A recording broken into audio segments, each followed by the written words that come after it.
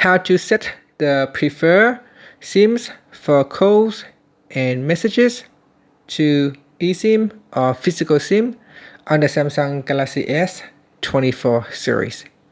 First, tap on the home button to go back to the home screen. From the home screen, swipe down at the top. Then in the quick settings panel, tap on the settings icon. Next, we go down, and in here, tap on connections. Then we go down and tap on SIM manager.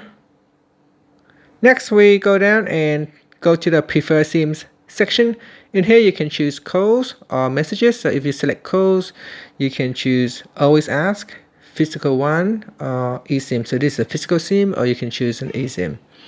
So for messages, you can also choose, or you can set the default SIM for messages. It can be either physical or eSIM. So select one of the options. And that's it. After that, you can tap on the home button to return back to the home screen. Thank you for watching this video. Please like and subscribe to my channel for more videos.